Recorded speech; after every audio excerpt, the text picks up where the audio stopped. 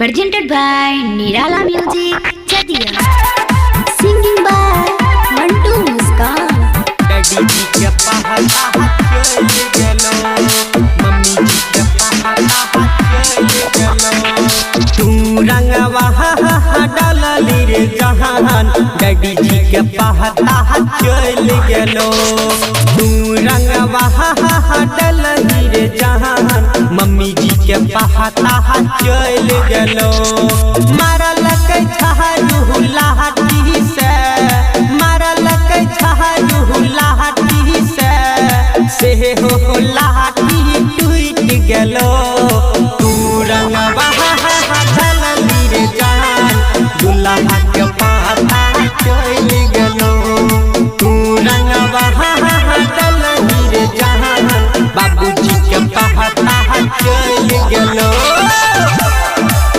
अभी आप सुन रहे हैं निराला म्यूजिक जरिया से शानदार प्रस्तुति। बाबूजी के पाता चल गेलो। भेलहि छौरा जवान रे, कैलहि गड़बड़ कहाँ हमरे। रंगवा डल डल के भुलिया में कैल बदना हमरे।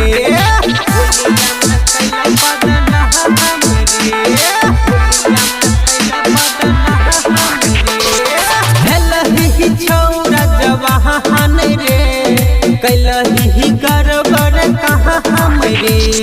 रंगवा डल डल के होलिया में कैल बदना हमरे।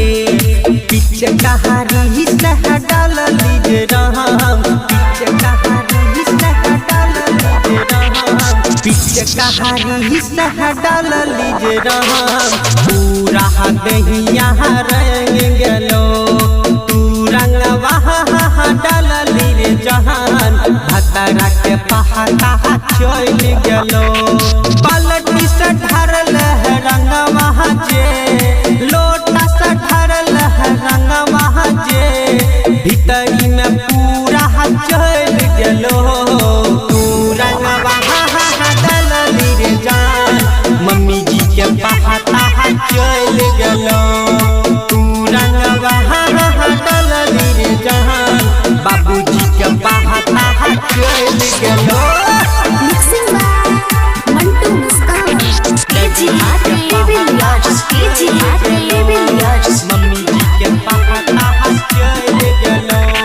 पागल होलिया में तू भेलहि, किया हमर लभर रे। अमित जी के परमाने बना लेलियै भहतार रे।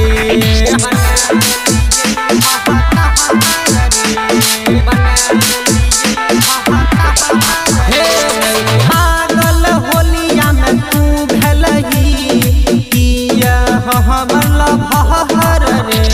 मंटू जी के परमाने बना लेलियै भहतार रे।